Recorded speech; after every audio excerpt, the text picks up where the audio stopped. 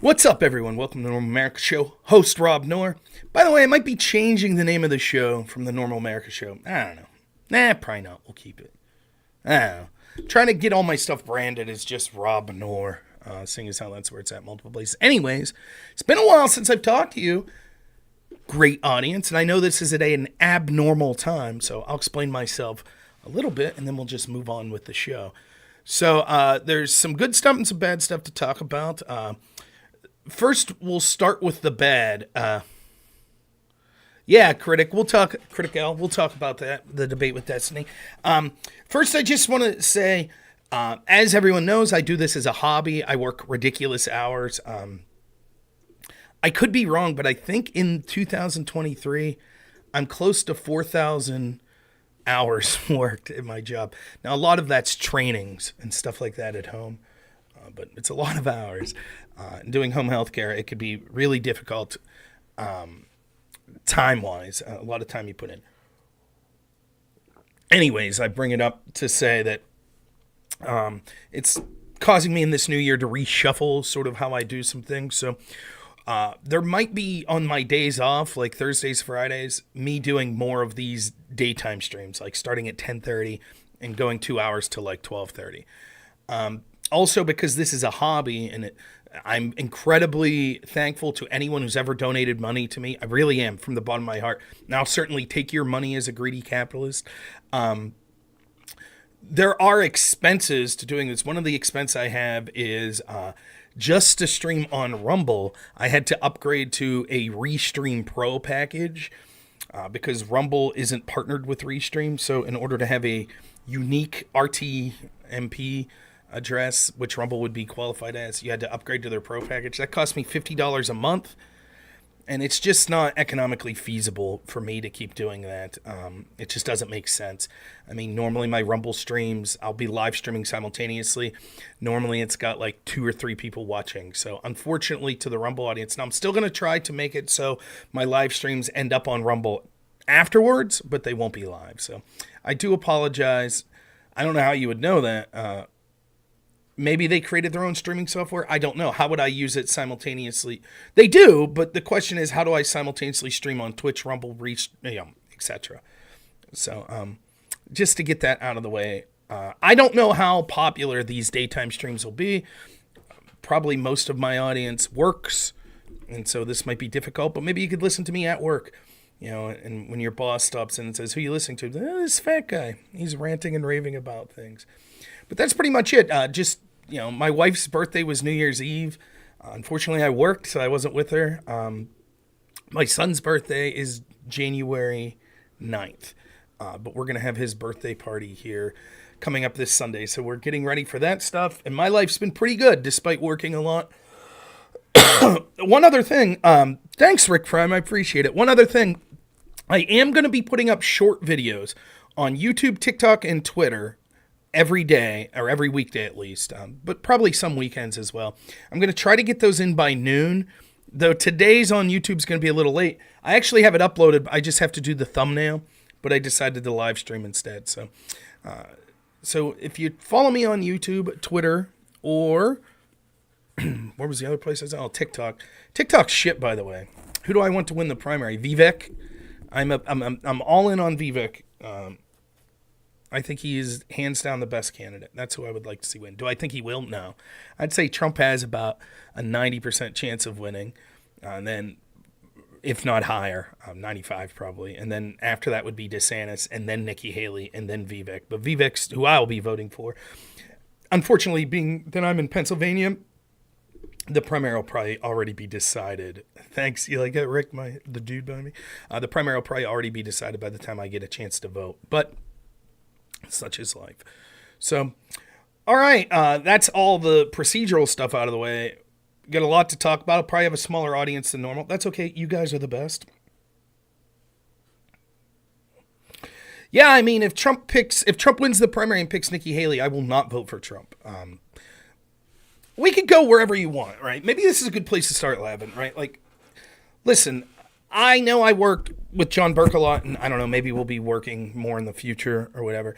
Me and John have some big disagreements on sort of the way the election's going, I think that I certainly would support Trump in a general election, even if I would. The order of people I would vote for the primary would be Vivek, and then DeSantis, and then Trump.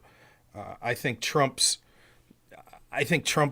comments this week about the FBI should stay in D.C. and have a new building there. For me, that's just illustrative of what I've been suggesting this whole election season, which is he doesn't get it. He does not get it. Donald Trump does not get it. I ultimately don't think Trump's some evil megalomaniac or anything like that. I think Trump is someone who's incredibly talented and did something that I'll never approach doing, which was he was probably the biggest underdog story of all time in U.S. national politics and won the presidency despite almost every institution being out for him. And I said in 2016, the reason I voted for Trump was two things. One, to out the corruption in our institutions, and second, to do something about it. The mere fact that he ran and won caused the corruption to be outed. I mean, it's blatant. You could see the FBI. You could see the mainstream media.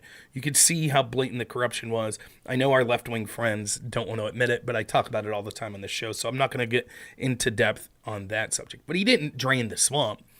And I've said this many times. In many ways, could you argue we're worse off? Because now the corruption's blatant and in your face, and they're removing people from ballots, and they're kicking in the doors of pro-life people, and they're going after Catholics, and they're going after parents at school board meetings and stuff like that because they got away with it. It's out in the open and no consequences. So they're going to keep upping and upping and upping the stakes. If Trump wouldn't have won, maybe they wouldn't have been out in public as corrupt as it was, and things would proceed at a slower pace to tyranny. But I digress.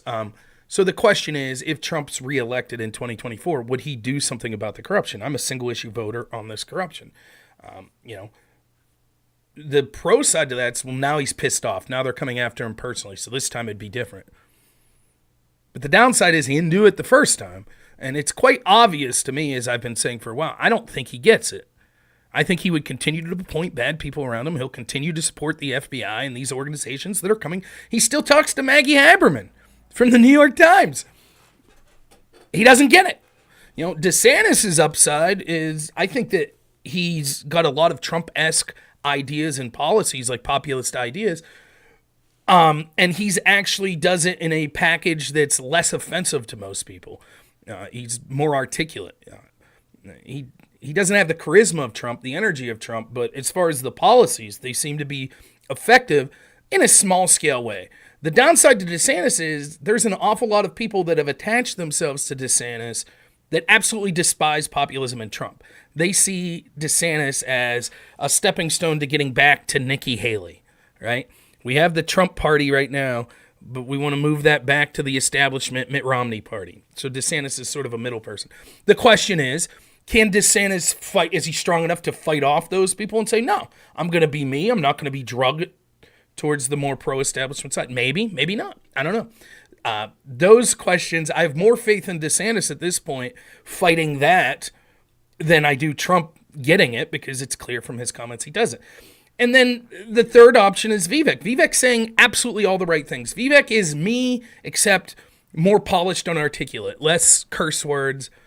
Looks like he takes care of himself a little more than I take care of myself with my scraggly-ass beard, my being overweight and stuff like that. But he's right. We need to disband the FBI. He's right. Treating the media with contempt. He's right. Like with the, thanks so much, Poker Man. I mean, he's just, everything he says, with few exceptions, comes across as exactly what we need to be doing. The direction we need to go.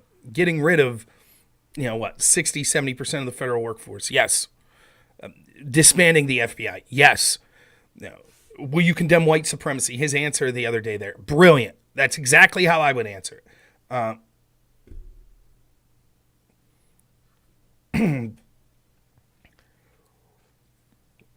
Downside to Vivek is he's too smart. And I don't mean that that's necessarily a bad thing. I mean that leads you to believe, seeing as how it looks as if he's a radically different person than he was 3 years ago. Is he just smart enough to say what he needs to say to push him further with the MAGA crowd to help his personal future? Maybe. Would he be capable to follow through with the things he said? Probably not. The truth is, I don't think any of the three, if elected, first off, I don't think any of the three will win. Second, even if they were to win, I don't think that they would do what's necessary to put an actual huge step forward on ending this corruption. DeSantis would fire a couple people and move some agencies. Oh, you're not going to, now you're going to be in Atlanta, not in D.C. Nothing will change with that. It'll barely anything. Who's going to hold these people accountable? Maybe with DeSantis, you'll get some accountability on COVID. Probably very little. You ain't going to get any with Trump. He's still backing that shit. And Vivek, probably doesn't have a chance anyway. So that's it. That's my feeling. I would support any of those three. Do I hate Nikki Haley enough that I wouldn't vote for Trump? Right. If Trump picks Nikki Haley's just Mitt Romney. She is a neocon neolib. That's all she is. Her policies are I am not a Republican. I'm registered Republican. I ran as a Republican for Congress, but that's not who I am first and foremost. I am a populist. I'm a person, I am libertarian, conservative adjacent. That's who I am. The party of Mitt Romney does not represent me any way, shape, or form. Cornel West and RFK represent me far better than Mitt Romney or Nikki Haley. That's just the truth. If Nikki Haley is the vice president, Trump will not serve out his term. The establishment will be like, oh boy, all we got to do is get him out, and then we got our lady. It would be completely irrelevant to vote for Trump at that point.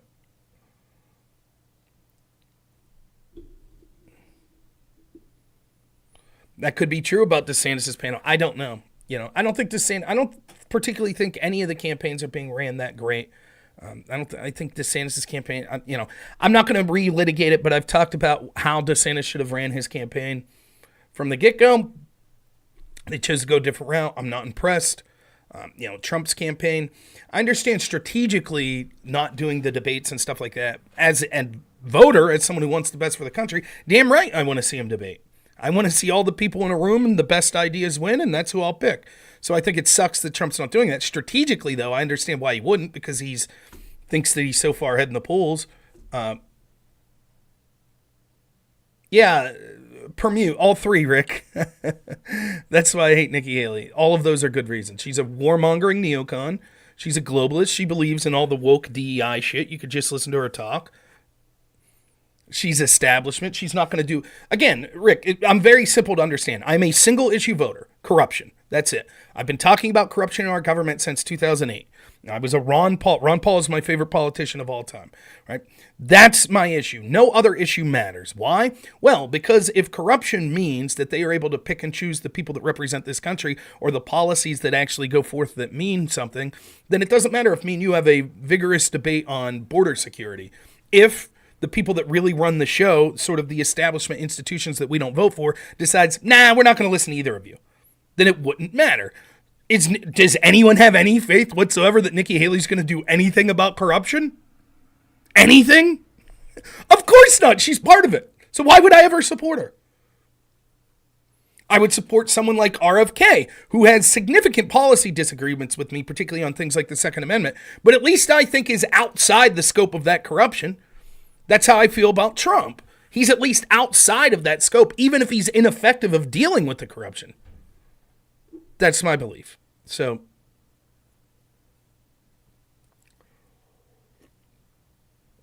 restructuring the FBI is no good. No.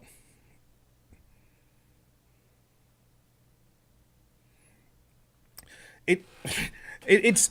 I mean, isn't that like how many times do we need to see? Like, again, a couple weeks ago, I went back and I was watching IG Horowitz testify in front of Congress about the FBI and the FISA warrants that they got against Trump's team. And he was like, yeah, the answers they gave were insufficient. We kicked the investigation back to basically Chris Wray and the FBI. We're going to see what the results are. But it's important for trust in these institutions that there are some sort of results. You want to know what the Democrats say? Here, let me put my Democrat hat on. You ready? Oh, yeah, it was unfortunate. There were some errors in the FISA application and the going after Trump. But they've changed all those policies, and now there's new people there. So it's all fixed. It's all good now. They rearranged the deck. It's all good. New policies. They can't do that anymore. They can't do it. So it's all fixed now. And that's the problem. You'll shuffle the deck. Okay, we'll get rid of Chris Wray and we'll put some other guy there. And now we're going to move him out of D.C. and now they'll be in Atlanta. or they'll be in Philadelphia or wherever. Now it's all good. Now it'll all be good. Now they'll finally investigate and hold people accountable for the years and years of corruption. Now they'll get to the bottom of it. Bullshit. The institution itself is corrupt beyond salvaging. Period. End of story. Vivek's actually outlined, I'll take his word for it. I'll be honest, I haven't looked into it. But he says something to 30 to 40% of the employees of the FBI are bureaucrats. They're not case agents or anything like that. They could all be gone immediately. Then with the 60 to 50% agents you have left, he has a plan where which agencies he would send all of those agents. The U.S. Marshals, state agencies, and things like that. How do I feel about the Democrats stealing the election for Biden? We'll get to that some. We'll talk about it in reviewing sort of what I talked about with Destiny. So, I mean, I don't see how it's possible to reform. We're at a place that requires radical change of these institutions that are corrupt. Slight reformation, while it could theoretically work on paper, the problem is it'll never go strong enough. It just won't. You might be good for 3 or 4 years. Oh, okay, we changed the person, we changed their building. Now they're in a new building. And we put stringent new policies in. Yes, Vivek's plan that I just talked about. Take their budget, give it to other agencies like U.S. Marshals, other agencies like state agencies, things like that. Take their agents. He has this all outlined to be able to put, yes. By the way, what's the work the FBI is doing? Name me the necessary work they're doing. I'll give you an example. Do you think that the FBI should protect children from sex traffickers? Is that something? Well, we have the Epstein files that came out today, and I'm here to tell you my take on the Epstein files. And I'll admit that I cribbed most of this from Mike Cernovich. Now, you could like Cernovich or not. That's fine. There is no one that I completely agree with. I have no problem with you denigrating, hating any of the people I talk about. That's perfectly fine. However, the truth is, when it comes to Epstein specifically, this case specifically, Cernovich was instrumental in filing the lawsuit in 2018, 2019, I can't remember the exact date, that the Miami Sun-Herald then picked up and ran with, which led to the sealed Epstein files initially going to be released. So even if you hate Cernovich, he was one of the people that actually put forth his own money, because what he was evaluating is there's rarely a case like this where it's so under seal. And it makes sense why it would be, because all of these powerful people are connected. So it's like, we want this stuff to be made public, so everyone has the right to see it, right? And so what happened was, you can go back to my Epstein coverage when this occurred. I remember streaming about this. The FBI begrudgingly arrested Epstein. And it was because all of these facts were going to come out. And it would look really bad for the FBI for all this shit to be released, that they'd sat on this. They knew what Epstein was about, and they purposely did nothing for years. So all of a sudden, right at the 0 hour, they're like, oh, okay, we're going to arrest him. But they arrested him for basically the charges that were specific to Epstein only. Right? They charged him, if I remember this, right, with paying underagers illegally for massages and things like that. That's different than sex trafficking children. What's the difference there? What's the key difference, right? Both are heinous, don't get me wrong. But one is a crime that a person committed themselves. The other is a crime that a person is committed with others. Sex trafficking children. To whom? That's the question. Well, powerful people. We know that. And that's why that charge wasn't going to be brought. I did a short the other day about Sam Bankman-Fried. They dropped the charges of Sam Bankman-Fried. We're going to spend a minute talking about this. I meander. It's what I do. Sam Bankman-Fried, so they ended up charging, and he's looking at potentially life in prison for, basically robbing all of these people of their money through his exchanges and things like that, personally benefiting. However, they've now decided to drop the charges of campaign finance violations and things like that. Now, to any average stupid lefty, that watched my video, this is their comment. Oh, who cares, man? It'd be a waste of tax dollars to go after him for those other charges, and he's already looking at serious time, so, it's just a waste of tax dollars. First off, anytime any Democrat voter is going to talk to me about a waste of tax dollars, I'll just kindly show them the door. These are people that have no problem spending trillions of trillions. There's no trillions they won't send to a country like Ukraine or Afghanistan or for, gender studies programs or blah, blah, blah. But, prosecuting, an actual criminal that's having a negative effect not only on tons of people that he robbed of billions of dollars, but also on our election systems. Well, we just don't have the tax dollars for that. No question of how many tax dollars are being spent to go after Trump. Any amount of money's okay with that. But when it's people that are heavily donating to Democrats, all of a sudden the tax dollars are an issue. Fuck you. Come on. Secondly, the reason this matters is because all of these individuals, whether it be SBF, or whether it be Hunter Biden, or Joe Biden, or Hillary Clinton, hell, even Jeffrey Epstein, who is no doubt a disgusting person of the highest caliber, that's only part of the story. The bigger story is the network of connections they had with the criminality, and most importantly, the institutions that were aware of that and chose to aid it or to ignore it. That's the bigger story. So how did I know, how was I able to predict that they're most likely not going to charge SBF with campaign finance violations? Simple. Because those crimes implicate powerful political people. Even if not criminally, it implicates them morally. Oh, you took money from someone who was breaking the law to help you win your election. Thank you, Red Hulk. I really appreciate it. Thank you so much. Now remember, the Democrats, supposedly the left, for years and years, remember they used to shout about this stuff. Oh, we need to get money out of politics. Oh, it's crazy. What was not Glass-Steagall, the one they talk about? Citizens United. Citizens United. Citizens United. Oh, we got to overturn citizens to get the money out of politics. But now they're telling you, because Democrats were the primary beneficiaries, and make no mistake about it, there were also establishment Republicans that were getting money from SBF. They knew what was going on. All of a sudden, that money in politics doesn't matter. Well, we don't have to look into those crimes. So how did I know? Well, I knew that they wouldn't charge SBF, most likely wouldn't charge SBF with those crimes because it implicates people in Washington. How did I know when the newest batch of Hunter Biden, remember, there was more charges against Hunter Biden coming out today. I posted almost immediately. I said, bet those charges don't include FARA charges. How did I know? How was I correct about that? Well, because if he's charged with illegally not registering as a foreign lobbyist, then the question becomes, who was he lobbying to? Oh, his dad. Other prominent officials and Democrats. So they don't want those charges.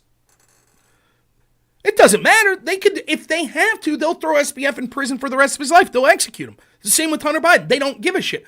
The most important thing is protecting the brand, protecting the institutions. Now it's the same with Epstein. Ghislaine Maxwell's charged with sex trafficking minors. To whom? They went after Epstein, but you weren't allowed to see any of the files. Now, if you go back and you can go to Mike Cernovich's post, he talked about this in 2019. What happened was, because of the particular crime they charged Epstein with, they weren't able to search his properties immediately. And so there are all these safes with documents and stuff like that, allegedly tapes of recordings that Epstein had. They've disappeared. We don't know where they're at. SBF, Sam Bankman-Fried.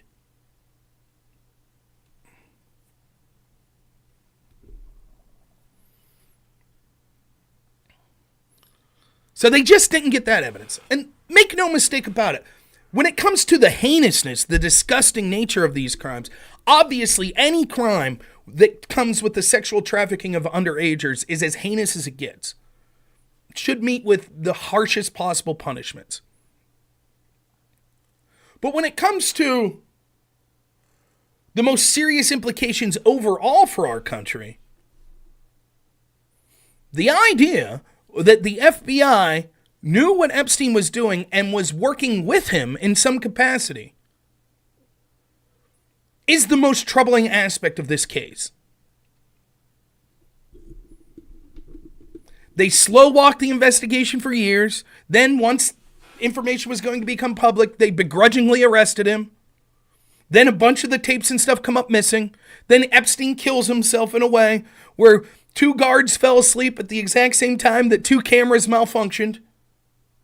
And now they release a few names of these women that testified. I'm not saying that this testimony and this release is a bad thing.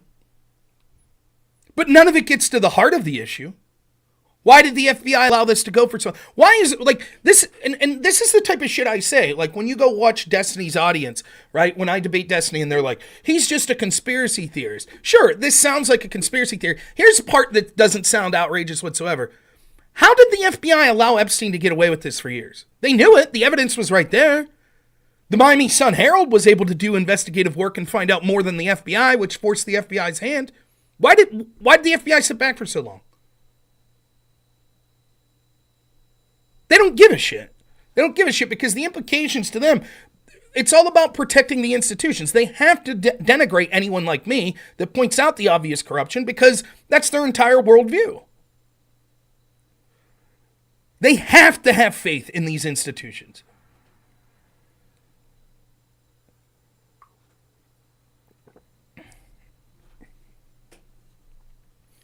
Now, I have to be honest, I'm not quite up on exactly what these files being released are. I know it's testimony from women that claim that they were assaulted. Let me say this, and people aren't going to like to hear this. Is it possible that these women are not telling the truth on certain aspects or misremembering or something like that? Sure, that's possible. In other words, just because you're named, is that proof of guilt? Not necessarily, no. So someone like Alan Dershowitz gets named. He's in these files, it said he had sex with these girls. He's claiming no. He deserves his day in court. However, as a public, we have the right to make judgments on what we think's most likely the case. Here's where I'm attempting to draw the line, and I've said this before. If you hung around with Jeffrey Epstein before his initial charges, where he was, what was his initial charge?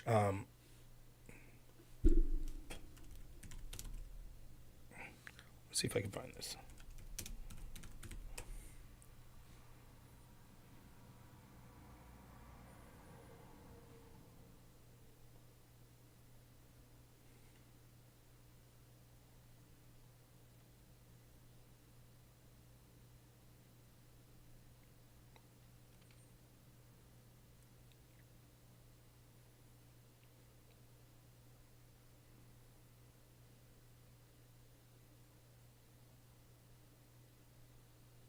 So in June 2008, he pled guilty to 1 count of soliciting prostitution and 1 count of soliciting prostitution for someone under the age of 18.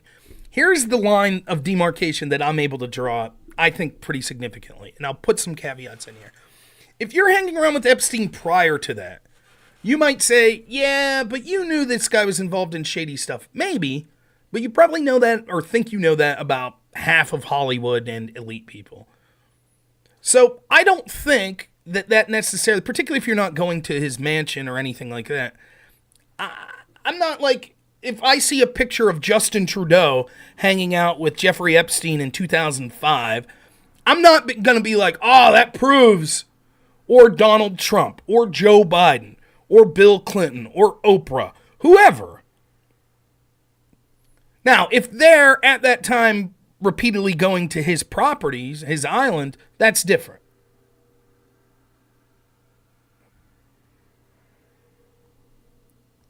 Okay? However, after he pleads guilty to hiring underage prostitutes, how could you claim ignorance? I mean, maybe you could claim ignorance if, like, literally you just didn't know. Like, let's say in 2010, I starred in some movie and I become a big celebrity. I'm at Hollywood and I'm partying, and this dude walks up and he's like, hey, my name's Jeffrey Epstein. I'm like, okay, I don't know who that is. But that's not what I'm talking about. I'm talking about people like journalists and Prince Andrew and all these other people that continued to hang around with Jeffrey Epstein, going to his island and stuff, after they knew that he had pled guilty to soliciting underage prostitution.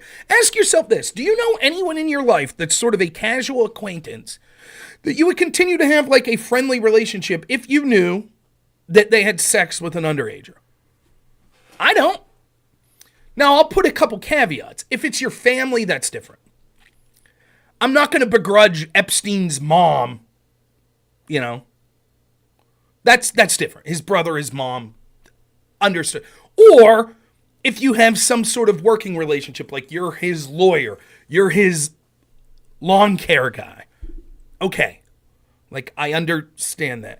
Now, I disagree, Aftershock. I don't begrudge families. That's different.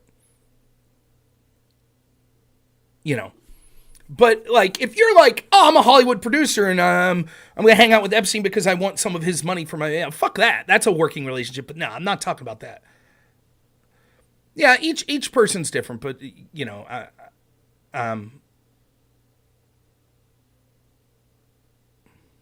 yeah, I agree, Rafa.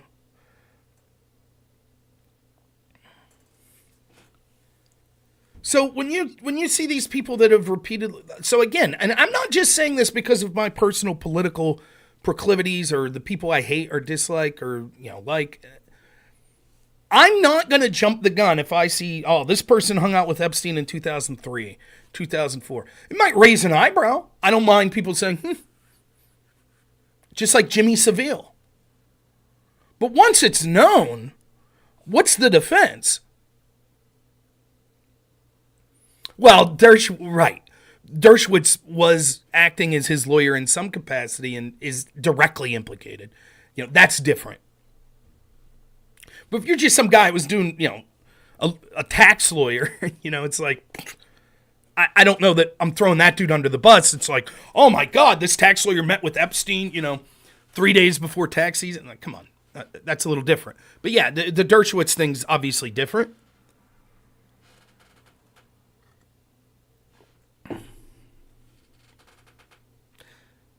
Now, there are people saying that this exonerates Donald Trump because one of the Jane Doe 3, I think, said she never heard any talk of Trump at the island. Trump never did anything to her. It's certainly, this particular document seems to suggest that these particular women don't have anything negative in that capacity to say to Trump. However, let's be clear, there could be some other woman. I don't know that everyone that was trafficked there was well aware of everyone else. You know what I mean? Like, for example, it could have been different time frames and stuff like that. But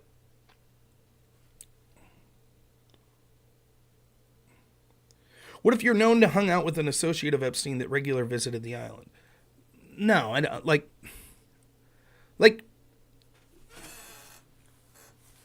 so think about it, like, let's say Norm Macdonald roasted Bill Clinton once. Norm Macdonald's probably my favorite comedian. Norm Macdonald, it's one of the funniest White House press correspondence comedians ever. Norm Macdonald roasting Bill Clinton. Let's say afterwards, you know, Bill Clinton's like, hey, Norm, really liked your stand-up there. How'd you like to come out for a burger and a beer someday? And Norm's like, all right, sure. A burger and a beer. Yeah, let's do it. And then they become gambling friends. And all of a sudden, you know, 4 or 5 times they go to a boxing match. Do I think Norm Macdonald's then, because Clinton flew to Epstein Island? No. Now, are there circumstances where you could say, meh? Maybe. But I don't think that that's automatic. And look, as heinous as what Epstein did, right? And as heinous as it is undoubtable that what Epstein did and other, I mean, again, the Jimmy Savile case proves it. Powerful people all around this globe in the highest positions of power involved in some of the most heinous shit including the most grotesque crimes against children imaginable. That's certainly true. However, we have to be careful to just say, I accuse. Anyone I accuse is guilty. Am I still working with John Burke? We haven't officially stopped working. We just became busy. But I don't have anything planned in the future, in the short-term future with him or anything like that. But you have to be careful. I mean, because, again, it's so convenient just to be like, well, there's a tenuous connection. And if there's a tenuous connection, they must be guilty. And it's like, okay, but where does that game lead? So I think ultimately, and I did a short, it'll be up on YouTube, it's already up on Twitter. I think ultimately my takeaway from these Epstein files, they're important in the same way that the Durham report was important. So that normie people could have an official, there it is, there's something official I could look at. But it's nothing that the majority of us that were even remotely following didn't know. And the most damaging stuff will never be released. The FBI's involvement. Does anyone seriously think that and again, they might throw Bill Clinton under the bus. This is the playbook. Here's the devil's bargain you play when you become part of the establishment. And when I say establishment, let me be clear here. I mean the institutions that work in tandem to benefit themselves, to basically be the rulers, that treat themselves basically as a separate species from the rest of us. So that could be people in corporate America. That could be people in the entertainment industry, in the mainstream media. Not just America, it's globally. Politicians, royal families, etc. These institutions are bigger than any one person. For example, a corrupt FBI has more of a potential to do damage to this country than any corrupt president. Why? Because a corrupt president is just that, a person. The FBI will exist. There's no term limit on the FBI existing. Individuals will come and go throughout the FBI and throughout our political system. But if the institution itself is corrupt, that's never ending. So when you become part of that, you're given all sorts of privileges. You're part of the big team, the big club, right? The media will cover for you. For example, same media that wants to scream racism, racism, racism, racism, racism, they'll cover for Justin Trudeau wearing blackface. Why? Because he's part of the team. Jimmy Kimmel, covered, wearing blackface. No problem, part of the team. You give the okay sign, white supremacist. See? You see how that works? There's all sorts of advantages. But the downside is only while you're useful. As soon as you're no longer useful to them and you become a liability, it's all gone, baby. They'll cut you down. They don't care. They don't care at all. So, for example, I'm not talking about Monica Lewinsky. I'm talking about someone like Juanita Broaddrick, who claims Bill Clinton raped her. Okay? Credible accusation. Now, does that mean Bill Clinton instantly go to jail? No, but it's a credible accusation. He deserves his day in court like anyone else. No one gave a shit. And there were plenty of accusations of improper sexual behavior from Bill Clinton. No one gave a shit at the time. The media didn't care. The establishment didn't care. Now, when you talk to them, what do they say? Oh, yeah, well, maybe, yeah. Right, because it doesn't hurt them to cut from Bill Clinton now. It doesn't matter. No problem. Same thing with I got a funny story for y'all too. Same thing with Hillary Clinton, an email. How many times have I been in debates where I'll show the FBI's mishandling of the Hillary Clinton investigation? And then you'll have Brianna Wu, when I debated her and Destiny on that panel, it's just like, oh, maybe they should go after Hillary. Maybe they should have locked her up. That's what they always say. It doesn't matter now. It doesn't affect them. At the time, though, do you think they were saying that?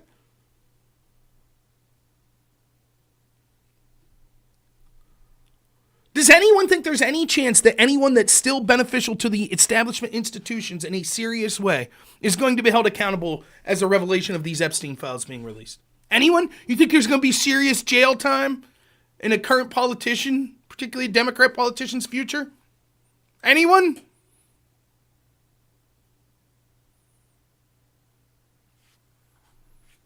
Of course, we all know the answer.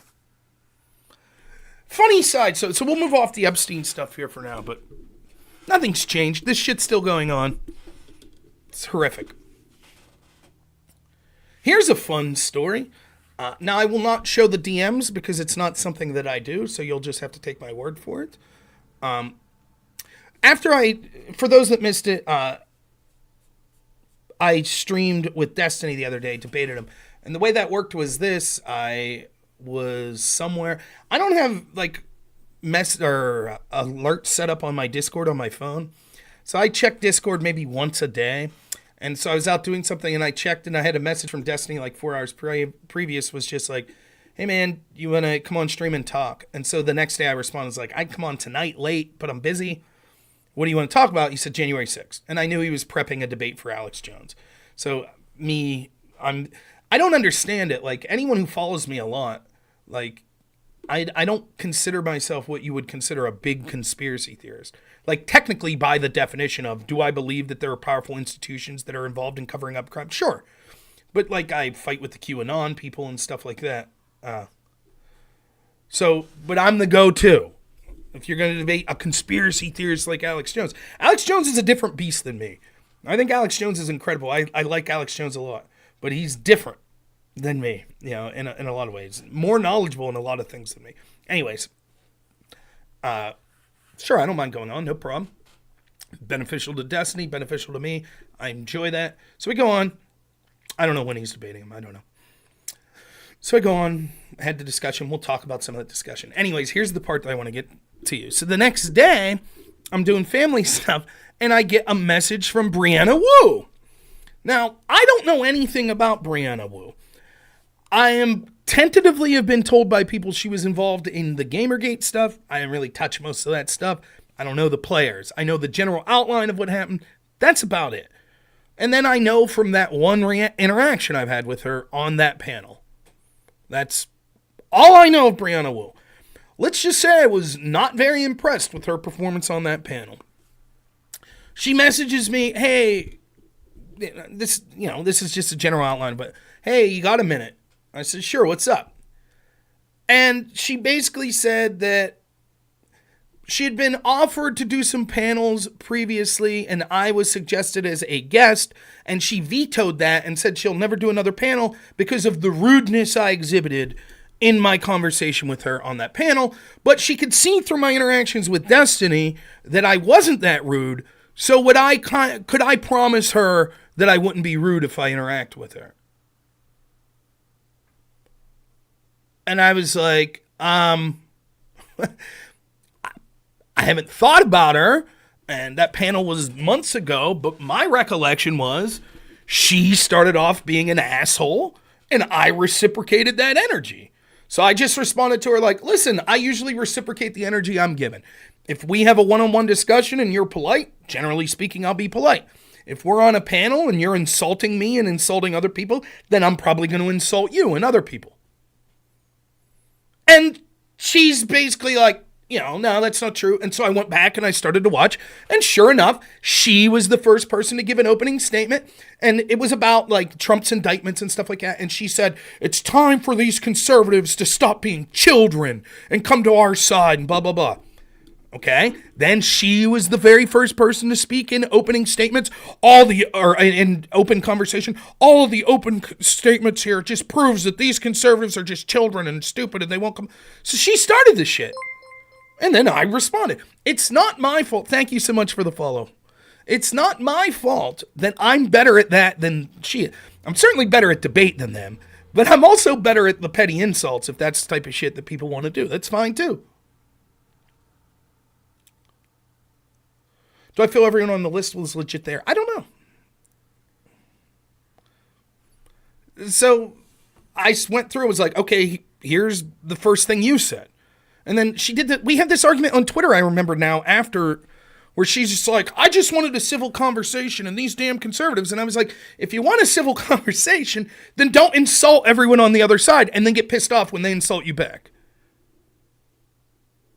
Right, and she said I was just a dumb conspiracy theorist, et cetera, et cetera. So, anyways, just a humorous story. Now, I don't want anyone brigading her, and I don't wish her ill or anything like that. I just think it's funny. It's this constant cry bully mindset. And that's what she said in the Discord, too. She was like, basically he's implying, like, sorry that affected you so much, me calling you a child. No, it didn't.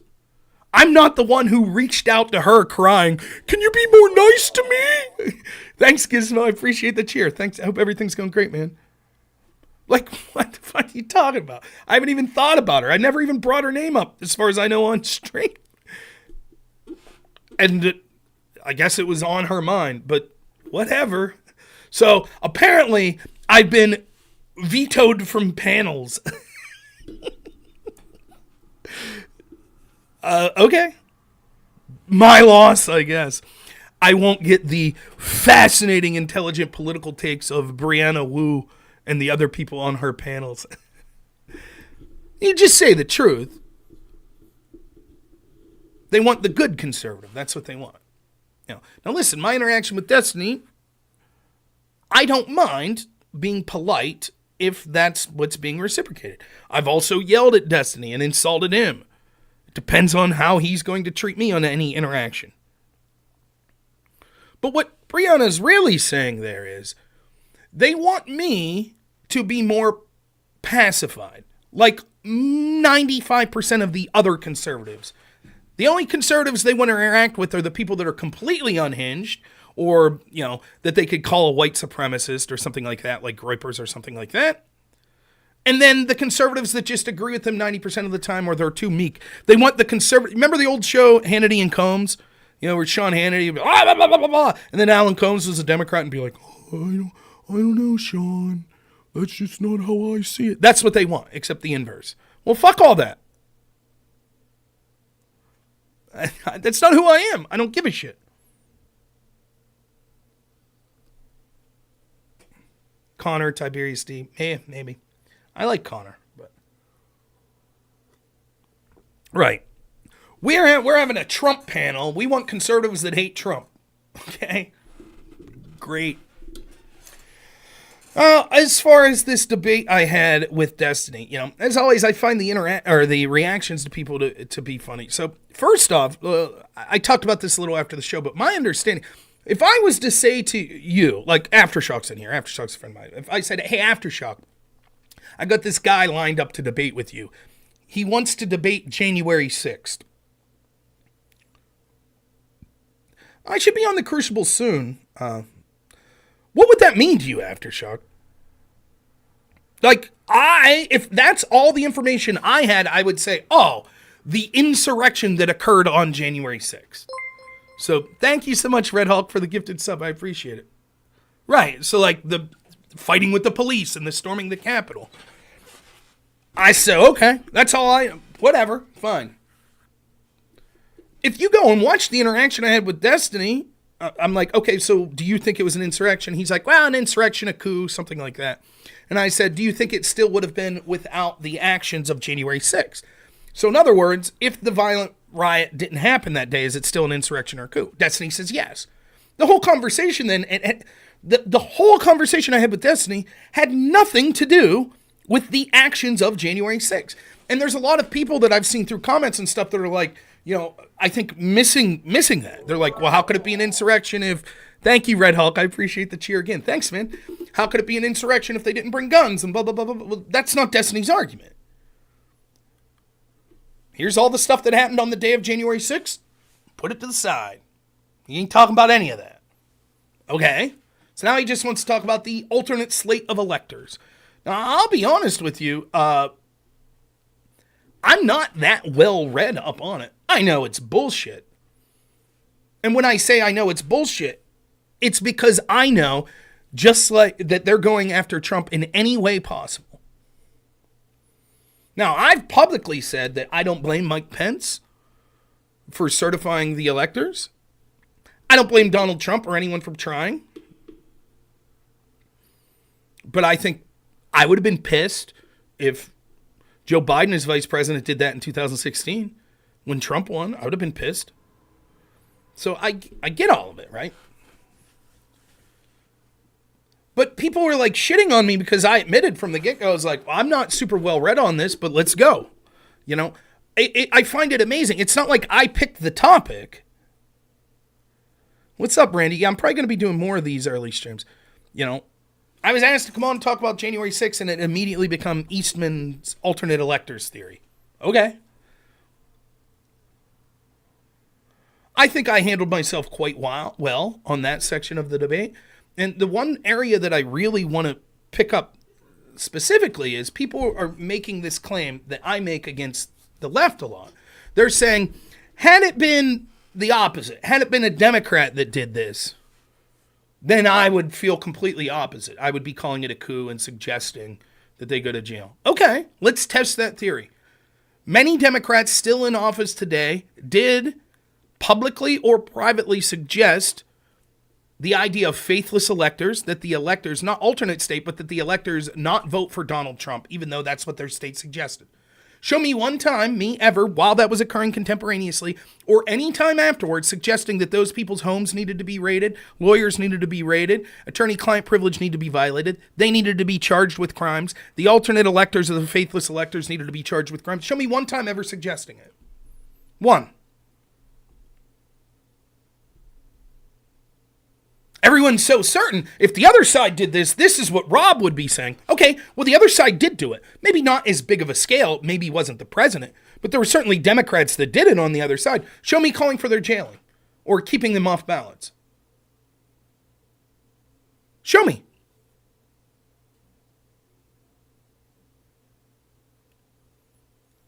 Isn't that weird? They know what I would say. Again, they have this caricature of me. Now, I don't mind that. I don't.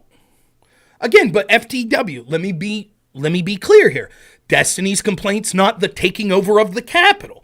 Destiny's complaint is the alternate electors. You understand?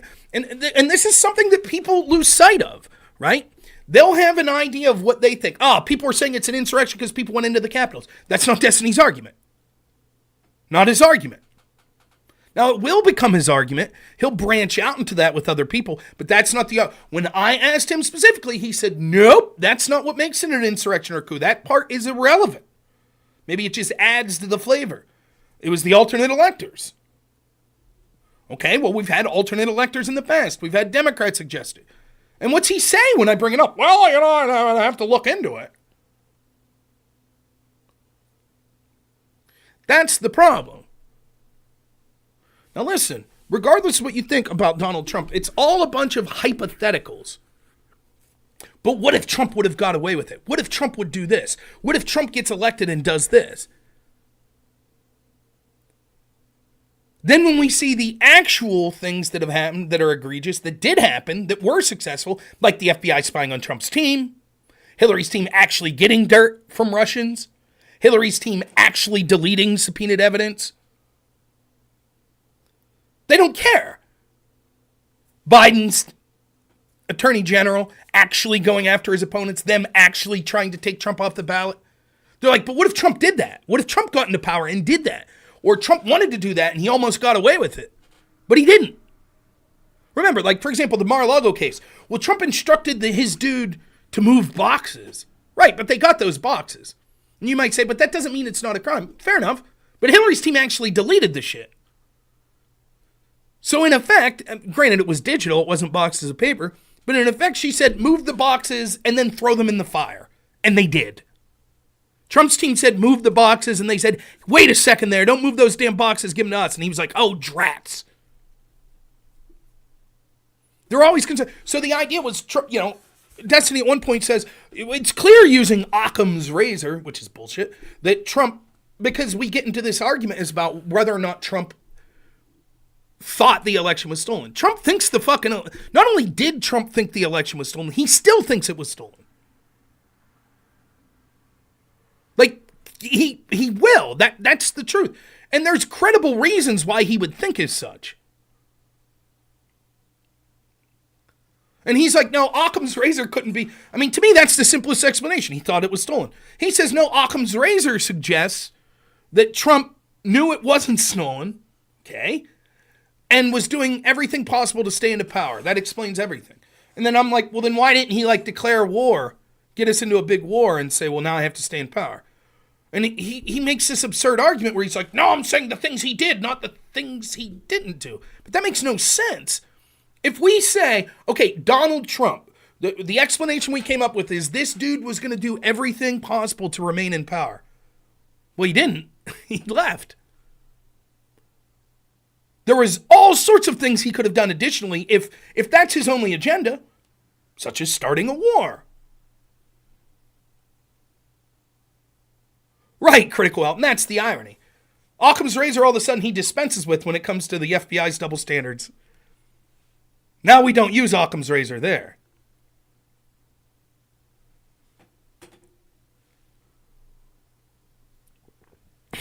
It's kind of funny. Then the other thing I think is absolutely hilarious. Now, again, I view things, this might be my mistake. Maybe I'm just quirky. How an interaction sets up with me is important. For example, if Aftershock is like, Rob, I'm doing a stream and I want you to talk about advice on how to run for Congress, when you ran for Congress, and I want you to talk about advice. That's going to be a different type of stream than if Aftershock's like, Rob, I want you to debate me on why it's worthless to run for Congress. The two types of interactions there are going to be different. I've heard Andrew Wilson at the Crucible talk about this. People shit on him at one point because he had Vosh on as an interview guest.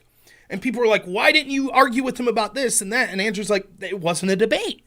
It was an interview. And I took audience questions and the audience could say what they want, but that's not his role as someone who's interviewing. I've done this, right? When I used to have the radio show, I would bring on Democrat guests that would talk about their policies. My job wasn't to be like, this is stupid, blah, blah, blah. In fact, that particular time when it was supposed to be a debate and the Republican didn't show up. So what am I supposed to do? Step in for the Republican and debate? Did I want this Democrat to win? No. But I set myself up as a moderator. It was on radio, so it wasn't just a stream. It was literally on the radio, being broadcast on the radio. The Democrat showed up. The Republican didn't. It's not my job then to be like, well, I don't like your policy, so I'm going to debate you. That's different. In this sense, Destiny asked me on to talk, like, for example, the time before. He asked me on to explain the case of Burisma, and he was just going to sit back and listen. So that's what happened. This time he asked me on as prep for an Alex Jones-Glenn Greenwald debate. So to me, that was him controlling what he wanted to talk about, which I don't mind. Now, the reason I bring this up is one of the criticisms that I get is that all I want to do is talk about FBI corruption. Well, there's a reason that that's the majority of what I talk about, not just the FBI, but corruption in general, because I find it to be the biggest issue. It's important to every other issue we talk. For example, if the FBI is verifiably corrupt, then it becomes very difficult to look at, like, January 6th claims, largely sourced by investigators such as the FBI. Nonetheless, everyone was flipping out because once more, Rob starts talking about Hillary's emails and James Comey. If you go back, I didn't bring it up. Destiny did. He's the one who brought it up.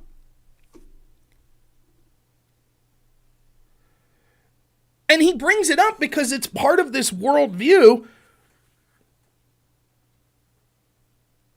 and these absurd claims that people want to make to deny the obvious double standard of corruption at the FBI. I can't even remember these specific contexts. It was like out of left field where I was just like, well, he was like, why didn't Trump announce something beforehand? And I'm like, and he's like, well, it sounds like James Comey announcing the reopening of the investigation into Hillary. Now, the reason that I thought this was really interesting to bring up is, one, Destiny has to know he's about to get his ass handed to him, which he did, for two reasons. One, because it's a subject that I'm very familiar with and he's heard. And second, I'm right and he's wrong and he knows it. So why would he do it? Why would he bring it up? I don't know. But I'm more than happy to oblige. I've literally had that exact same conversation with him at least 2 times previously.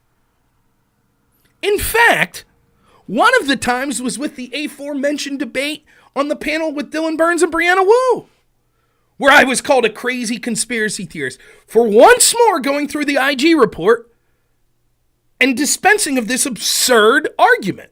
And the argument is, well, if James Comey reopened the investigation, announced reopening the investigation several days before the 2016 election into Hillary Clinton, that proves that they could have been working to benefit Hillary or had a double standard to be corrupted, blah, blah, blah, blah. It does no such thing. And in fact, the reason that it happened was because James Comey and the FBI was trying to help Hillary Clinton, as I was able to clearly illustrate. The fact that it may have backfired doesn't mean that their agenda wasn't to help Hillary or to hurt Donald Trump. But someone made the comment. The reason I wanted to bring this up, they said, Critical L says, guarantee next time you bring up FBI corruption with Destiny, he'll completely forget the conversation you just had. Link Destiny your last debate ahead of time so you don't have to waste your time. That's exactly true. I've literally gone through this document word for word, and they'll just be like, well, Rob's a crazy conspiracy theory. All this shit's just bullshit conspiracy theories. Then I'll go through the documents, and they just act like it never happened. Oh, okay.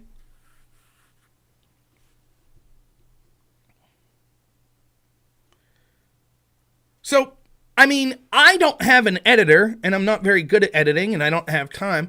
But Destiny, of course, and his editor put together a little short of a minute, making it sound like he got the better of me in the exchange. And I thought it would be worth... Oh, I can't because I'm on Twitch.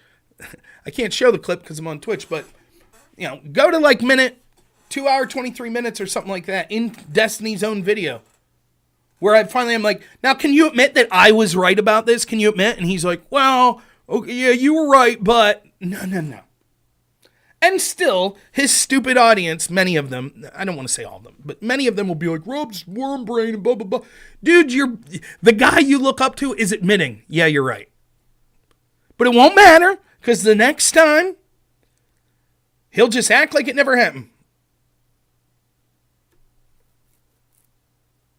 Right, that's right, kidding. That's where we were going. I was like, Trump had reason to distrust the FBI, blah, blah, blah. And he's like, then why would they reopen the investigation? Critical L says, for anyone who missed it, here's how it went. Destiny, why did Comey announce the reopening of the investigation? I explain it. Destiny, okay, but why did he announce it? I explain it. Repeat 3 times. But why did he announce it? I explain. Okay, but why did he announce the reopening? Right.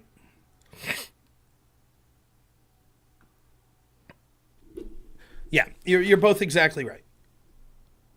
So, I mean, whatever. And again, what I find funny, let's turn the same criticism that they use. Rob will do this. Go to Destiny's video on this on YouTube right now. Read the comments. Rob will do anything to defend Trump. No, I won't. I criticize Trump all the time. In fact, if the trial happened today and Trump was thrown in prison, the chances of me getting the person I want into president significantly increases. Because that would mean it's far more likely that Vivek or DeSantis would win the primary, and that would probably help them in the general. Thank you so much, Ramon. I never criticized Trump. I've probably criticized Trump in more effective ways than them. Criticized his bombing of Syria, criticized his massive spending, criticized his support of Dr. Fauci, criticized his support of, lockdowns and stuff like that. Criticized his language and going after people.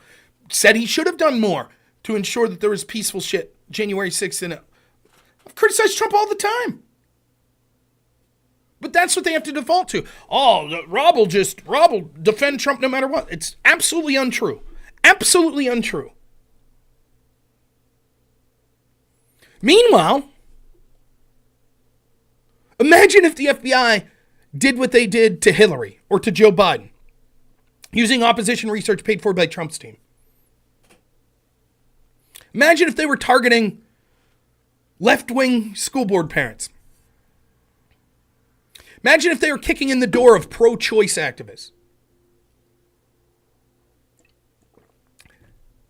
Imagine if they were going after non-violent Black Lives Matter protesters with the largest task force in history. What do you think Democrats' reaction would be? What do you think Destiny's reaction would be?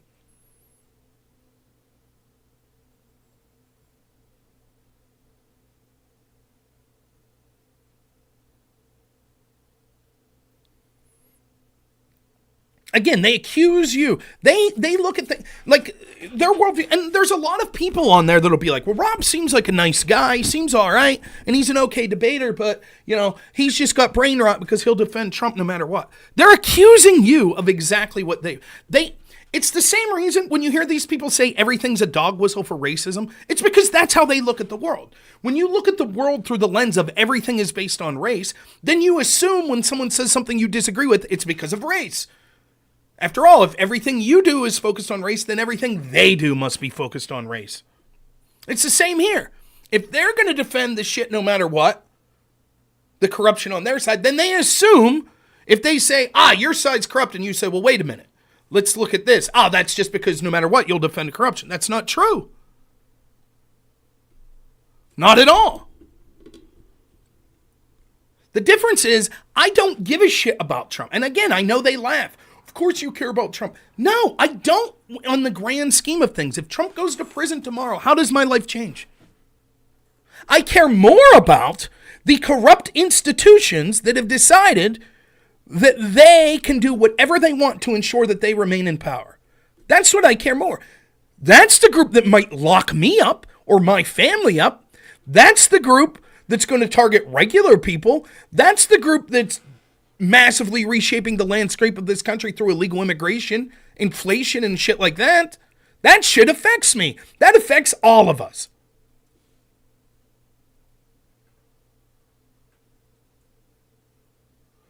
Oh, Critical L, I debated Destiny. It was me that got him to make that admission.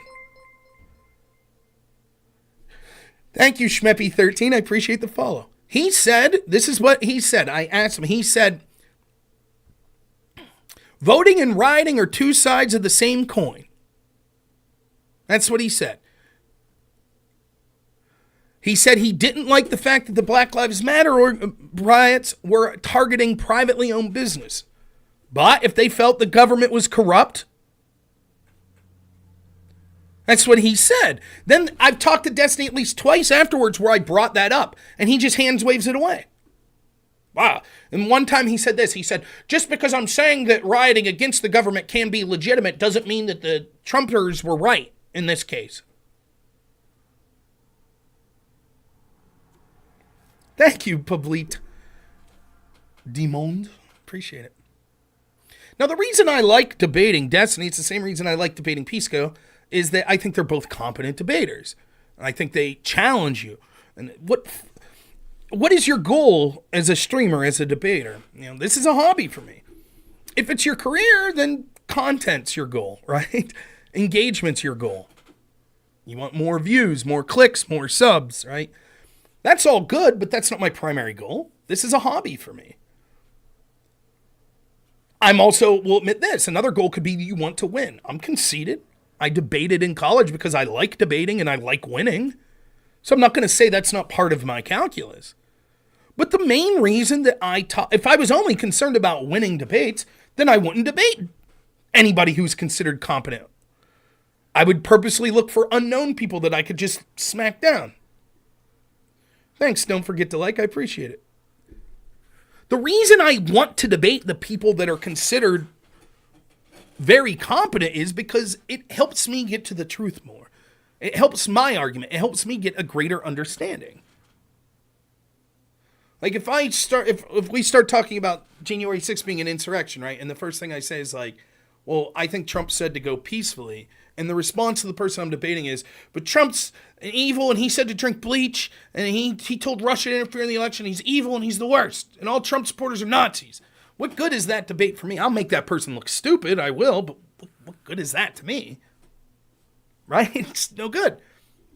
Destiny, as much as I can find some of his arguments to be hyperbolic or ridiculous, they're competent. They're, he's one of the better people doing it. I could say the same about Pisco. That's, for example, why with Pisco I'm so aggravated when you see the obvious bad faith with like the Jabal Bowman shit. That's why to me it gives such a reaction where I'm like, what a goddamn shame. Because then that takes away that from me. Because it's only good, even if I say someone's bad faith, what does that word really mean? There's different levels of it. It could just mean so partisan that they'll never admit that their side did anything wrong, or they'll defend it as hard as possible. But that's doable. You could still gain things from talking to those people. But when it becomes so blatant that they'll just ignore like the videotape of Jabal Bowman and say, well, what good is the discussion anymore? Because you don't know if what the person's telling you is truthful information anyways. That's what's so frustrating about that. But so I like debating people like Destiny. I'll talk to him more. And by the way, I heavily like that more than the panels. The panels are stupid. Most of the time I get frustrated on the people that are on my side in the panels because I'm trying to set up arguments and things like that, and then they take it in a different direction. Doesn't mean they're dumber than me or anything like that. It just means I want to talk about my side and then respond to people. And if I got 4 people that are helping me out, they're going to take it in different directions, and I don't want that. So I like the one-on-one discussions. But yeah, I think that and there's more that comes out. Like, so today. So like the day after that, my friend Drone Tech debated Destiny on sort of Ray Epps.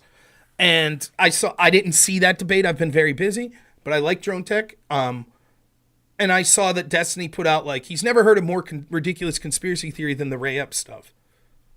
Like, what exactly? Like, what does that tweet mean? What is he suggesting? Like, there are things that are just absolutely known about Ray Epps. For example, I don't remember the exact language, but he texted his nephew or something like that, like, I did this, I told people to go in, or I forget the exact language. Like, what's the argument? We have him on video saying, go in there. Your argument could be, but that's not proof that he's a Fed. Fair enough. But there's no doubt that a lot of people that were charged for far less than what Ray Epps did. And the reaction, why is it that all of these people that wanted the book thrown at every January 6th person, thanks McLinebacker, I appreciate the sub, every January 6th person, all these Democrats and your Liz Cheney and your Adam Kissingers, with their crocodile tears, all these people insurrectionists. For some reason, the guy that we have both the day before and the day of telling people to go in, texting his nephew, yeah, I did this. They're like, nah, let's go easy on this guy. The New York Times, we feel bad for this guy. Why? The simplest argument in the world, if you're on the left side, yeah, fuck that guy too. Yeah, he should be in prison. Yep. He inspired an insurrection. Throw away the fucking key. But now, all of a sudden, that's the one guy that's different. Why is that? And oftentimes that's the truth. That it's the reaction to shit. Again, let's go back to the election integrity. Let me put my Democrat hat on. You ready? Let me explain the 2020 election to you as a Democrat. Ready? Yeah, absolutely. Because of COVID, there was a lot of changes to how elections were done and things like that in each individual state. And each state reacted to these things differently. And yes, there were a lot of states that massively changed how they did voting with more mail-in ballot and stuff like that for the first time. And we would expect a certain level of inaccuracy and intentional fraud to come with things like that. So it's certainly reasonable to suggest anytime you massively change, particularly in a short period of time, because there was some, basically act of God that occurred, this disease that was going on, that yeah, there's going to be questions that arise, things aren't going to be perfect, and there is a potential for fraud. Having said that, we have not seen definitive proof that the majority or almost any of the claims that are being made by Donald Trump or his supporters rise to the level suggesting that this fraud would have swung one state, let alone enough states, for Donald Trump to be in. So we don't mind people asking the questions, and we should, particularly when we're changing the way we vote, make sure that things were done in a secure way and in a way that makes sense, and learn from this experience going forward to make sure our elections are even more secure. Now that's a reasonable argument. It's reasonable. That wasn't the argument that the Democrats made, particularly those in positions of power. You want to hear their argument? Ready? This was the most secure election ever. And we need to censor people online that say otherwise. That's their argument.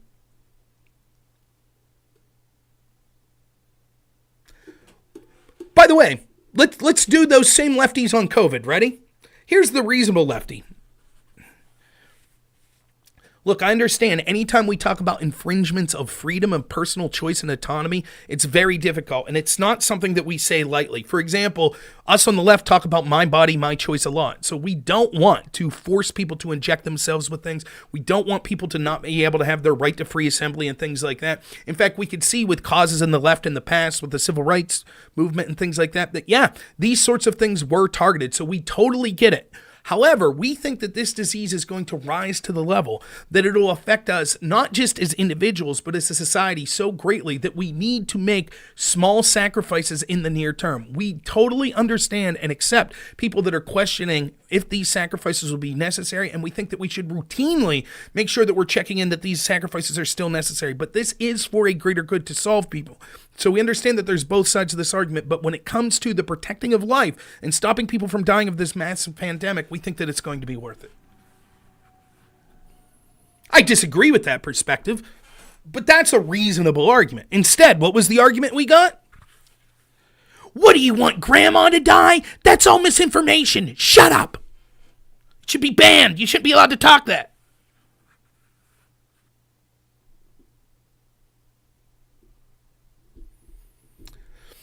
Josh says, it's a fact of reality that Trump is an extreme narcissist, and the implications of that fact are what you're not dealing with. In what way? In fact, I don't know that I would use the term extreme narcissist, but we could use that interchangeably. The way I refer to Trump is I say that Trump's not an ideologue. Trump's someone who's basically motivated by his personal image, and like he goes after people because of vengeance, because they came after him, he'll go after them. He likes people because they kiss his ass. So yeah, narcissist, fine. We can use that word. Yeah, I talk about that all the time. What's the implications of that I'm not dealing with? So your argument would be this: because Trump's an extreme narcissist, ignore the FBI's corruption and spying on his campaign. Is that the argument? Ignore the fact that clearly the majority of the charges that are being brought against him and even a cursory value are bullshit. Ignore the fact that there's a blatant double standard on how all these things are procured. Because Trump's a narcissist, so it all makes sense. Right? That's your argument. In what way am I not dealing with Trump's narcissism? Explain to me that. Trump's a narcissist, so he can't think that the election was stolen? Is that the argument? I don't see how that, I don't get it. But Josh, let me tell you, now that you've surmised what I'm doing, let me tell you what I'm surmising you're doing. I think you hate Donald Trump, which is absolutely right. You think he's a narcissist, he's a really shitty person. So you just don't give a shit. Just some bad guy getting his comeuppance. You don't give a shit if the institutions themselves are corrupt and going after him. Because after all, as long as the corrupt institutions targeting the right people, someone in your case that you think is a narcissist, then you're okay with it. I'm looking at it at a broader scope and saying, I'm not willing to say, I'll take corrupt institutions that'll be here inevitably, that'll be there longer than any one president, and cheer for that corruption because I don't like this individual. Again, and Josh, and you could see, I'm not trying to pick on you here, Josh, but do you see how it works? Josh doesn't have a response. Josh is just like, I thought he was smarter than the scientist. Unresponsive. The irony is, of course, Trump followed what Fauci was saying to a T to his detriment. It's one of the biggest criticisms of someone like me to Trump. It's funny, when I was saying things like,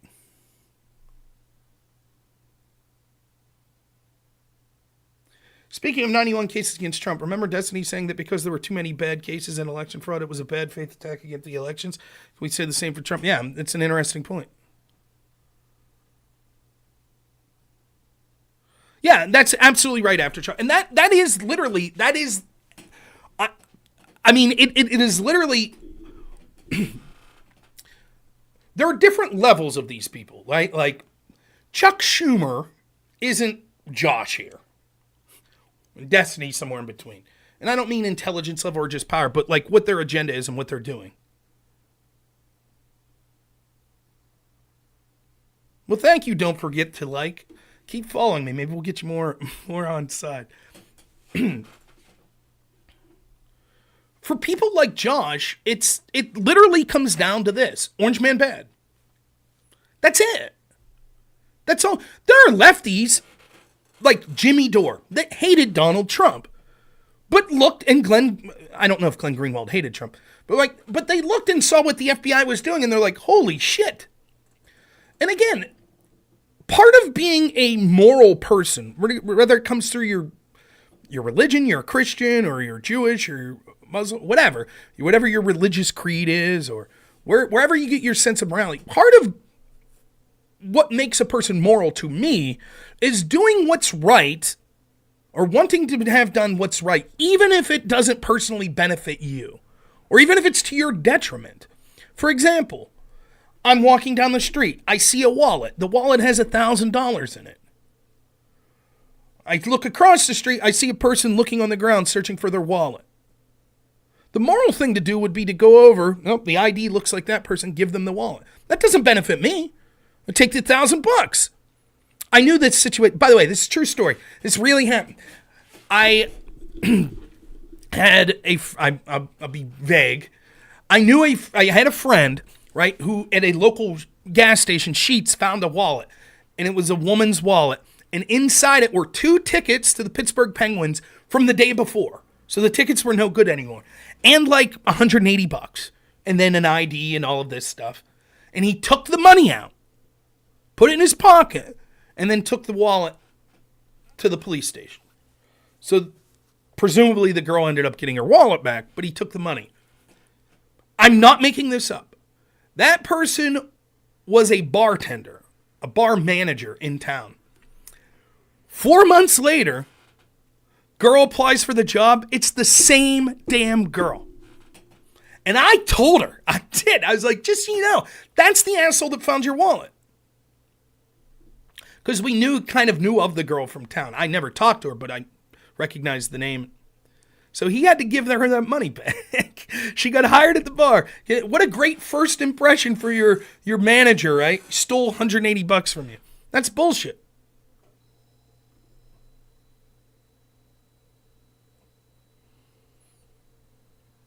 That's the difference. A moral person says, I don't say I justify immorality because that's a bad person, so whatever. However, I can't change people's morality.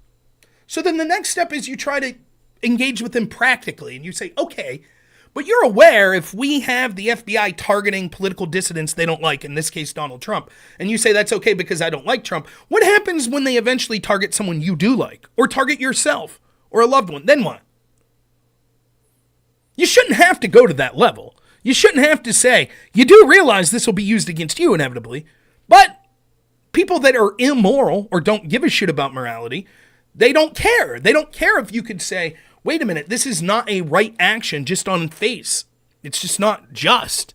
They don't give a shit about that because Orange Man bad. And they also don't give a shit when you say it could be used against them because they truly believe, it's people who their whole life have seen all of these institutions on their side, that they'll never be on the other end of it. They just believe that. It's nonsensical. And you could see it. Like, again, I go back to that Ari Melber clip, right? Where he's before Musk bought Twitter, and he's like, what if Elon Musk buys Twitter? And what if all of a sudden they would shadow ban certain arguments that were against their political side? What if they would kick a major political leader that they didn't like off the platform? Well, what if they did all that? It's like, that's literally what your side's doing to the other side, but you're okay with it. You can't even fathom that the inverse would happen. They can't fathom it. Eric Holder the other day was getting interviewed. Oh, if Trump gets elected again, my God, his DOJ could start targeting political opponents, and even if they don't convict them, the mere fact that there's an investigation can destroy someone. That's what your side did to Trump in 2016.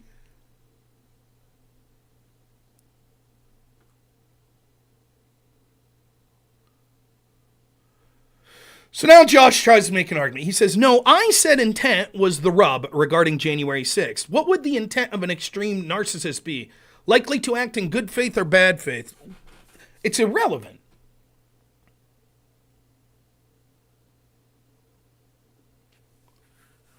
be a narcissist and still think, in fact, narcissist, I'm no psychologist. Someone tell me if I'm wrong. Don't you think a narcissist is probably likely to believe if someone's coming at them for some reason, it's for jealousy or corruption or something? Wouldn't that be part of being a narcissist? Like if you're a narcissist and you work at a company, right? And you're vying for a promotion and this other guy's also vying for that same promotion and he starts saying bad shit about you, you would assume as a narcissist, I'm guessing you would be like, that guy's jealous of me, he hates me because I'm so perfect and this is all bullshit and blah, blah, blah, right? Isn't that what you believe? He's spreading lies and rumors. You wouldn't believe, maybe he has serious criticisms. And his looking of the data does show that what he's suggesting.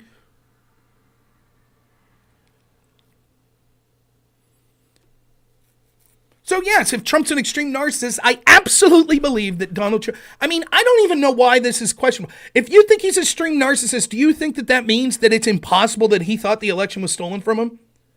In fact, you just got done saying, look at how their arguments don't even jive. He just got done saying most presidents don't think they're smarter than all the people around them, the scientists and all that. But then he's going to flip that argument, right? And I know because I just debated Destiny. He'll flip the argument, right? And he'll say everyone around Trump told him that the election wasn't stolen. By the way, that's a bullshit claim. It wasn't everyone around Trump. But that's the claim they'll use. A bunch of people around Trump told him it wasn't. But you just said that Trump thinks he's smarter than all the people around him. So again, show me, the question was, does Trump legitimately think he lost the election or not? I think it's quite reasonable and most likely that yes, he thinks he thinks the election was stolen.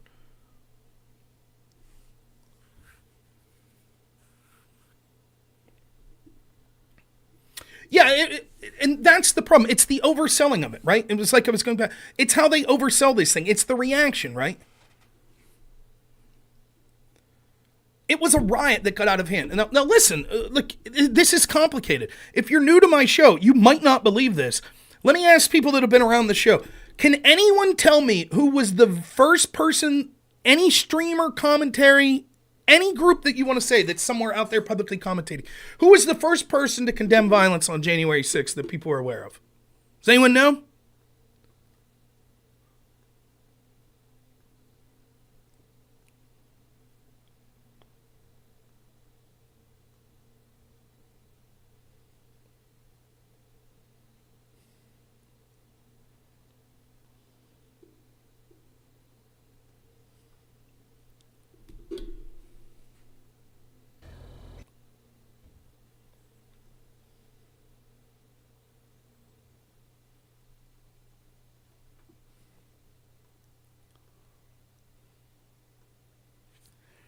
Notice the date here, January 6, 2021, 14 views. Of course, this got kicked off of YouTube. I got a community strike on it, so now it only exists on Odyssey. Hey, what's up, everyone? So I'm going to pick up a Walmart order. Got my trusty mask here. It's nice. The reason I remember this so specifically is January 6th was the due date of my son being born. He wasn't born until January 9th, but this was the due date. So you can see I'm a little haggard here. I don't have to get out of the car, so not just for COVID reasons, but just in general. Sorry about that. I just wanted to make a comment on initial reports that, and I've seen some video that strongly suggests this is the case, that some of the people at the Trump rally are trying to storm Capitol Hill. Now, look, as of everything, I'm not going to be a hypocrite about this, but as of everything, we should wait for proper context as to what's going on. We're only seeing snippets of videos to see what's going on. But certainly if this was a left-wing rally, I would be out there commenting, even though I'm open to more evidence, but I would be out there commenting on why this was bad if it was the left. So I'm not going to be a hypocrite. I'm going to make the same, not a jump to conclusion, but the same initial take, and then I'll wait to see if more evidence comes forth. So there's several things to say. One, I am unambiguously condemn any sort of political violence if it occurs on the right or the left. I condemn the people that are trying to physically get through the police to get to Capitol Hill. I am saying this with the full knowledge that this will reduce the amount of people that watch my channel. that as a Trump supporter, for me to condemn this sort of things, as someone who thinks the election was stolen, that people think that I'm giving up and that this somehow means that I don't care that the election was stolen and all this stuff, that couldn't be further from the truth. And remind you, I think the election was stolen before the election because we allowed propagandists to infiltrate the mainstream media, academia, corporate America. Not going to play the whole thing, but if you would like to see the link, here you go.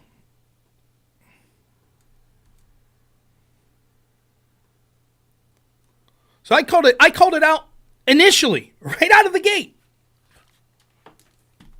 More than most of these left-wing. If you remember the first week or two, none of the left-wing people were calling it an insurrection.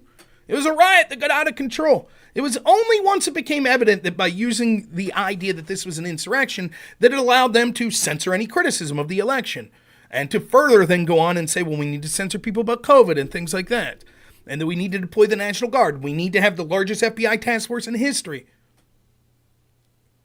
The truth is that if you engaged in violence that day, you should be held accountable. You should. It was a minority of the people that were there that engaged in violence. And you might say, but they were attacked first by police. In some cases, true. And if you could prove that you're literally defending yourself because a policeman's hitting you and you're hitting back, then you shouldn't be charged.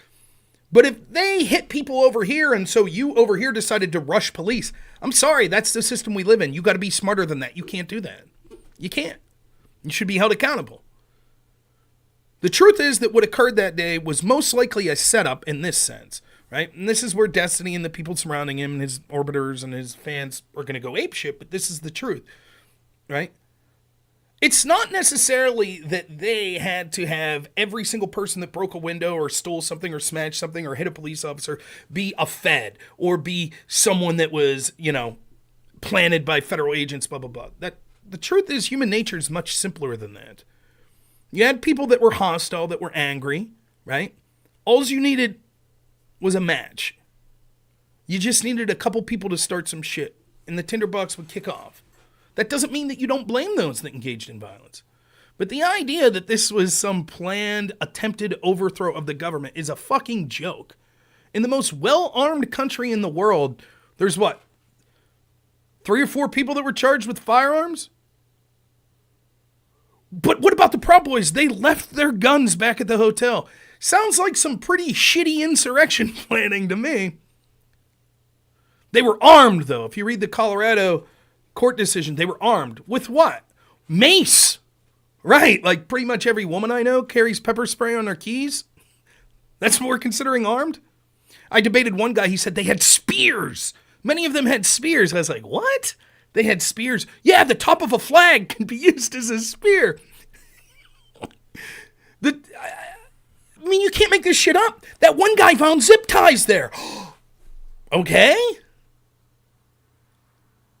It's a fucking joke.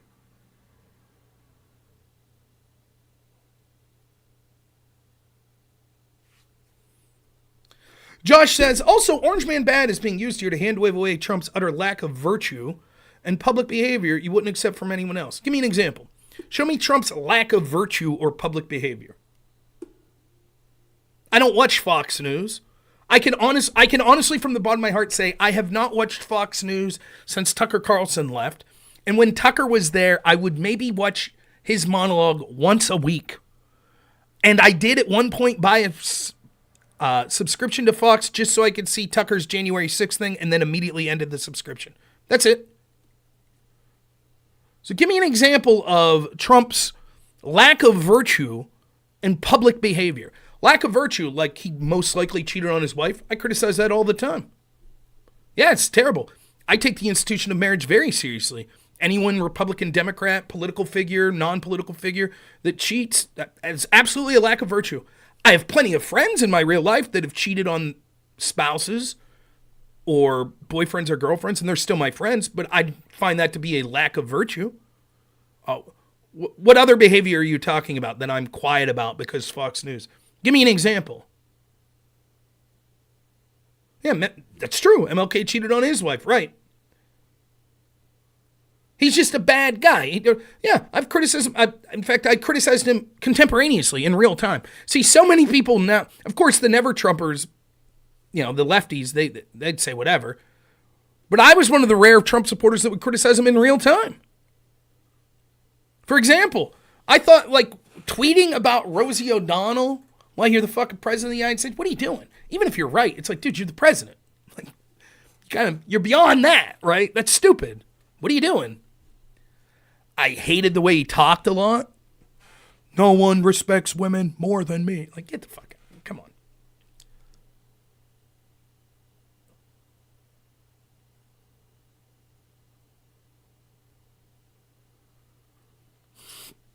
Yeah, don't forget to like. Absolutely, you kind of have to be a narcissist to want to make decisions for millions of people. I ran for Congress in a special election in 2019. My representative, unfortunately, I'm not a fan of my representative anymore, but seems to have a serious illness. He probably won't be running much longer. I have zero fucking interest in running for office. Zero anymore. Because I'm a dad now. That's what I want to do. I want to be a dad. Some days I don't even feel like streaming anymore. I still like it. But you know how cool it is to sit down? Yeah, we did yesterday. We got these magnets. They're like different colors. They're a Crayola set. They're magnets. They're like squares and triangles, and you can build like castles and stuff. And we built animals. And it's funny because my wife's building animals that look way better than mine. But my son was pissed at her because she had to build it like me. It was great. That's what I want to do. I don't want to go to Washington. It does take a person, not necessarily, but my guess is 80% of people that want to serve in federal government are probably narcissistic to some extent. Same with streamers. What type of like I'm not shitting you when I tell you I've received threats. I've fucking had my work called. I've had my emails hacked. I've had my public address where I live broadcast out. Who the fuck wants that? Who wants that risk? I'm more than happy to shut this computer off the rest of my life and hang out with my family here in rural Pennsylvania. Absolutely happy. It takes some kind of a weird person to want to do shit. Why is it that so many of these huge streamers, I don't mean smaller ones, like the big streamers, not even political, there's so much weird shit around their life, so much drama. Well, is it because once you become a giant streamer, the drama follows you? Or is it because you're the type of person getting involved in drama which makes you a giant streamer? Probably the latter. Here we go. So I asked Josh for an example. He's unable to provide one. He says, the fact you need an example might explain why you're on Trump. I could find you a dozen examples and you couldn't defend any of them. So he doesn't give an example. Does not. Instead, he says, there's a bunch of them in the fact that you don't know. I cited several myself. You said a lack of virtue. That's sort of an ambiguous phrase, right? Are you talking about actual crimes that he's committed? Or are you just talking about things that you deem to be unethical or immoral? Give me an example. Give me one so I can see what you're talking about. Now, you're anonymous guy Josh on YouTube. I'll bet you voted for and supported a bunch of people that I would be able to point to a bunch of things that I would identify as a lack of virtue. What's the relevance? Again, we're focused on corrupt institutions. Did they go after him for his lack of virtue? Is that why the FBI targeted him? And this is another thing I wanted to talk about. So Trump's team put out this list of, Kanoka the Great had a list of things that each state that they still see as evidence of fraud or something like that in the election. Now, I share Scott Adams' view on this, and I talked about this on Destiny Stream. I think that fraud did exist, but that 95% of the claims of fraud you hear will be a lie. Thanks, don't forget to like. How does that make sense? If fraud existed, how could 95% of the shit you hear be a lie? Because that's the way things work. So if one voting machine tampered with, 10,000 ballots here, but no other fraud occurred, all the other claims of fraud you hear are wrong. But that fraud still occurred. I'm not saying that's what, but you see what I'm saying. People make shit up. People believe things. And again, I remember, you could believe me or not. Go back to my live streams. Those that are still up because YouTube didn't force me to remove them after the election. People were typing into my show, did you see more people voted in this county that were on voter rolls? Then I go to the website and I'm like, no, not according to the website. What about Dominion voting machines? They hired mercenaries in Germany, and the Navy SEALs are fighting right now in Germany to get access to their servers. Absolute bullshit. Complete, utter bullshit. All this QAnon stuff, horse shit. I didn't talk about any of it. Some things in Pennsylvania, mostly what I talked about was the collusion with big tech to censor stories and how that was enough to sway an election. That's what I was focused on.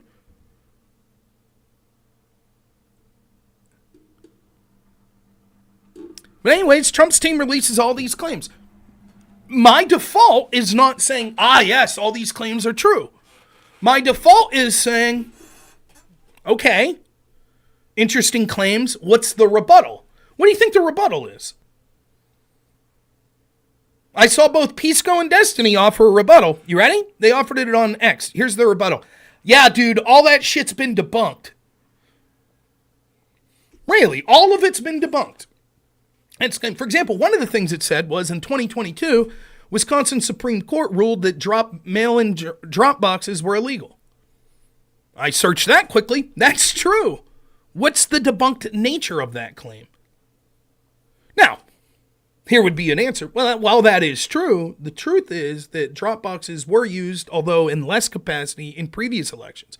And there was a bipartisan committee that voted to allow those. And just because they were ruled illegal post-election doesn't mean that those votes shouldn't have counted during the election. See? That's a response. He'll get me some. Now, here's a guy that could cite me dozens of examples of Trump's lack of virtue, but he doesn't have time, even though he's chatting here. Doesn't have time to do so now. It'd be simple, right? If I said, if I said, there's a bunch of examples of Biden's lack of virtue. And you said, really, name one. I'd say, okay, here's an easy one. The fact that he refused to recognize his granddaughter until basically a court made his son publicly admit that he had to pay child support and stuff like that. And then all of a sudden he acted like he didn't ignore him. That seems like a lack of virtue from Joe Biden. Look at that. It didn't take me more than a second. But you can't do that, Josh. It's so evident with Trump, but you can't do it. In fact, I've cited lack of virtue things about Trump 3 or 4 in the time that you've been claiming that I refuse to do so, and now you're incapable of citing one.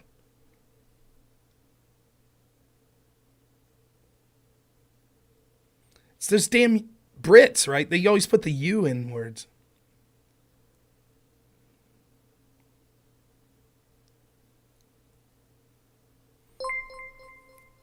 Thanks to Blob of Goo. But it's all been debunked. It's all been debunked. You remember when, by the way, I haven't heard from Sonsel in a while. I don't know if he streams anymore. Remember when Sonsel said the lab leak theory, it's debunked? Do people know what the word debunked means? Here's an argument. None of these claims have been proven that Trump's team's talking about, to my knowledge. That's an argument. Saying they've been debunked is a completely different argument.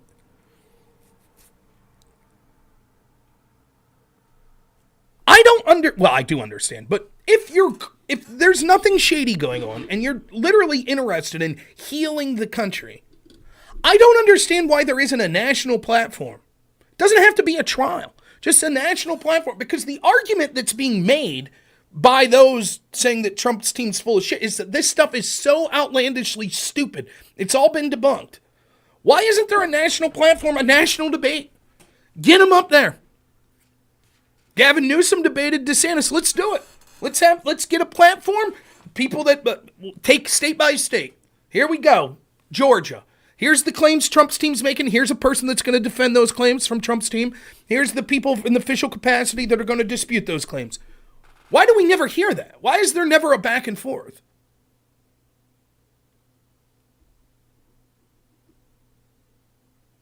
Right, Josh. I'm done dealing with you because you're just repeating yourself. I'm starting to suspect you're a bot or an idiot. Right, now you're going back to your argument. You said that I could say the same thing. So I just give you an example of Biden's lack of virtue. Therefore, when talking about his intent in firing the prosecutor, forcing the firing of the prosecutor at Burisma, because I've shown his lack of virtue, you show that would reliably be used by an intelligent person to discern the character that is Biden. So therefore, Biden is corrupt. Correct?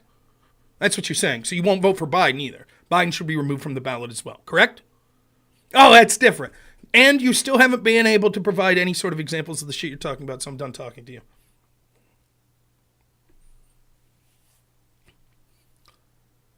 Now, let me be clear. There's a law. One of the strategies that Trump's team's using here is sort of what we used to call in debate like the laundry list strategy. If you say there's 1,000 things that were wrong with the election, a reasonable person's not going to look into all 1,000 of those. They're going to say, wow, that's so much. It must be true. Some of it must be true. It could all be bullshit. And I don't blame someone if you're just looking at that and saying, hey, man, none of that's been proven, so sorry. And I got a job. It's not my job to sift through this shit. So until it's up to you to prove this shit. But that's different than saying it's debunked. Oh, I brought up Sonsel. Yeah, he said it was debunked. The lab leak theory was debunked. That's now the most What does debunked? Debunked doesn't mean you don't believe it. Or disproven doesn't mean you don't believe it. It means someone's looked at the claims and then able to provide convincing evidence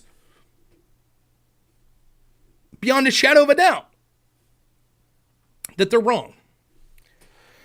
All right, so I'm going to leave you here. I am putting a YouTube short up. Well, it's not short. It's like a 3-minute video on YouTube here later. I got to finish the thumbnail. I'll probably be streaming around this time, 10:30 tomorrow as well. I have a business call here that I got to make at 12:30, so I'll be doing that.